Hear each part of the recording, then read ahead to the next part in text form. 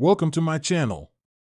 Today, we're exploring Stellar Defiance, a sci-fi journey where humanity stands strong and defies the odds across the galaxy. Dive into epic starship battles, powerful tech, and the resilience that makes us unstoppable in a universe full of challenges. If you're ready for a thrill-packed adventure in deep space, hit subscribe, and let's get started. The voyage into the heart of the Nebula begins with a sense of foreboding as the Starhound prepares to leave the familiar territories of human-controlled space and venture into the unknown. The mission brief is simple in words but monumental in scope: explore the Nebula, gather scientific data, and uncover the mysteries lurking within the dense, chaotic nebula that has claimed countless ships over the centuries. The crew knows this is no ordinary mission. The Nebula is an area that has been the subject of countless myths and rumors, many of them centered around strange disappearances and inexplicable phenomena. For the United Earth Federation, UEF, this mission is a chance to map uncharted space, but for Captain Maya Wren and her crew, it is a journey into the very jaws of the unknown. Captain Wren is a commanding presence on the bridge of the Starhound. Her sharp eyes scan the data feeds, constantly assessing and recalculating. Known for her calm under pressure, she is a strategic genius, having earned her captaincy at a remarkably young age. Her journey to this point has been one of relentless dedication, shaped by years of navigating political strife within the Federation and the harsh realities of space exploration.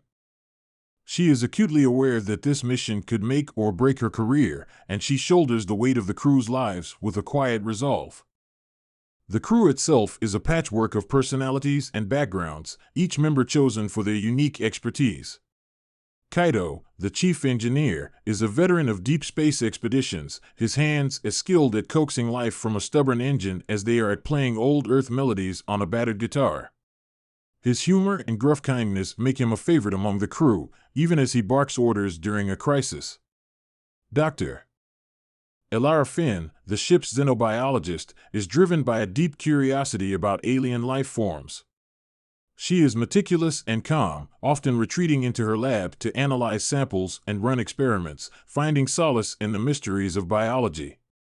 Her presence on this mission is a personal quest. She lost her parents to a mysterious alien virus years ago and has since devoted her life to understanding and cataloging alien ecosystems. Mikhail Sokolov, the ship's pilot, is the very definition of a risk-taker. His flight skills are unmatched, honed through years of dodging asteroids in smuggler-infested sectors and outmaneuvering pirates. He thrives on adrenaline, his confidence bordering on cockiness, but it is precisely this fearlessness that makes him invaluable in tight spots. Lieutenant Celine Carter, the communications officer, is a linguistic savant capable of deciphering and translating alien languages with remarkable speed. Her quiet demeanor belies a sharp mind and an intense focus, traits that have saved the crew more than once when encountering new civilizations. As the Starhound makes the final jump into the Nebula, the crew is plunged into a world unlike anything they have experienced. The nebula is a swirling mass of colors and lights, with arcs of lightning flashing in the distance, illuminating the shifting clouds of gas and dust. The ship's sensors struggle to make sense of their surroundings, overwhelmed by the sheer density of the nebula's matter. The atmosphere on the bridge is tense. Even the most experienced members of the crew cannot help but feel a chill as they gaze out into the alien expanse. Almost immediately, the ship's instruments pick up a strange signal. It is faint and erratic, pulsing like a heartbeat through the static. Lieutenant Carter attempts to decode it, her fingers dancing over the console as she adjusts frequencies and filters. The signal is unlike anything she has encountered before, a complex pattern that seems to defy conventional logic. It is as if the signal itself is alive, shifting and changing in response to her attempts to decipher it. After hours of painstaking work, she manages to isolate a fragment of the transmission. It is a repeating sequence of mathematical equations, interspersed with what appear to be fragments of an unknown language. The discovery sets the crew on edge. There is something eerie about the signal, a sense that it is not just a random anomaly but a deliberate message. Captain Wren decides to follow the signal deeper into the nebula, despite the risks. The decision is not made lightly. She knows they are venturing into territory where no human ship has returned from before, but the prospect of making contact with a new alien intelligence is too significant to ignore. The deeper they go, the more erratic the anomalies become. Time itself seems to warp around the ship. At one moment, the stars outside appear frozen, like jewels suspended in space. The next, they streak past as if they are moving at impossible speeds. Crew members report strange sensations, memories from their past flashing before their eyes, the feeling of being watched, or whispers that seem to come from the very walls of the ship. Kaito dismisses it as a side effect of the nebula's unique electromagnetic fields, but even he cannot shake the feeling that something is deeply wrong. The signal leads them to a massive structure partially obscured by the nebula's thick clouds. It is a space station of some sort, far larger than anything humanity has built. Its surface is a patchwork of materials, some of which defy identification even under the ship's most advanced scanners. The structure appears ancient, with parts of it crumbling and covered in a thick layer of space dust and ice. Captain Ren decides to send an away team to investigate, suspecting that this station might hold answers to the mysteries of the Nebula.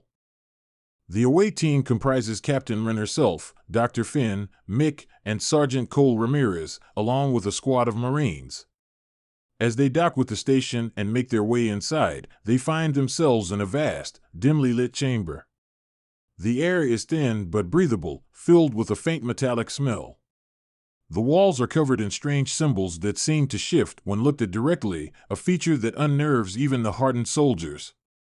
Dr. Finn begins taking samples, analyzing the air, dust, and even the strange glow emitted by some of the walls.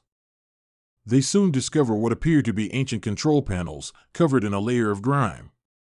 Lieutenant Carter, monitoring from the Starhound, attempts to interface with the station's systems. The controls respond sluggishly at first, then suddenly flare to life. The station lights up, revealing a cavernous hall filled with stasis pods, each containing a different alien species, some humanoid, others completely foreign. Dr. Finn examines the pods and confirms that the occupants are in some form of suspended animation. It is a startling revelation. This station was an ark, a lifeboat for a multitude of species fleeing some ancient catastrophe. As the team explores further, they encounter a series of holographic displays that begin to play automatically. The images are fragmented, but they tell a story of a civilization that once thrived within the Nebula. This species, known as the Elendra, was a race of explorers and scientists, their technology so advanced that they could manipulate space-time itself. However, their experiments eventually led to a catastrophic event that destabilized the region, turning the Nebula into the dangerous anomaly it is today. The survivors built this ark in a desperate attempt to preserve their species and the many others they had encountered and allied with across their travels. While examining the control room, the team is ambushed by a group of sentry drones that had lain dormant until now. The battle is brief but intense. The drones are heavily armed and seem to be guarding the central chamber. Sergeant Ramirez leads the charge, his Marines quickly dispatching the threats with precise, coordinated fire. However, the encounter leaves the team rattled. It is clear that the station is not as abandoned as it seems. Something or someone is still maintaining its systems. In the aftermath of the battle, Dr. Finn notices that the artifact they retrieved from the derelict ark earlier is glowing brightly. She approaches the central console and places the artifact on it. The console immediately responds, projecting a holographic map of the Nebula with various points highlighted in red. One of these points is deep within the core of the nebula, marked with a symbol that the team has not seen before. The map seems to be a guide, pointing them towards something hidden within the heart of the nebula.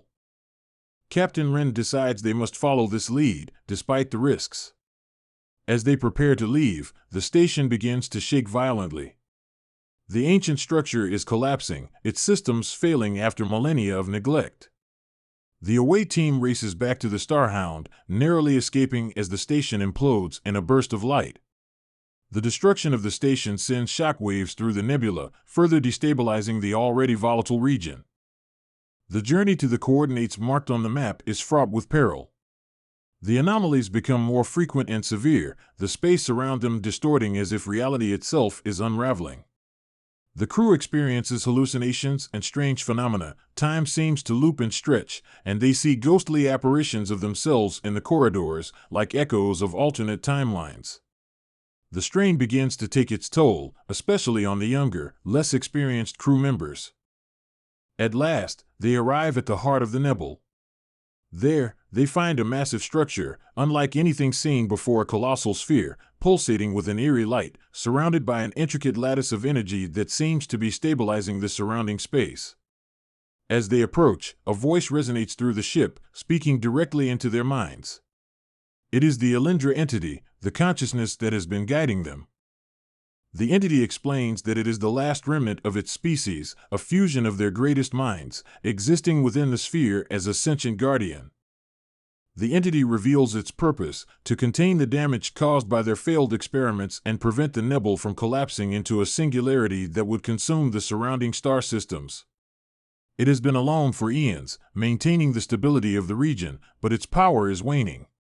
It needs the energy from the Starhound to perform one final stabilization, after which it will dissipate, leaving the Nebula safer but permanently altered. The crew faces an agonizing choice.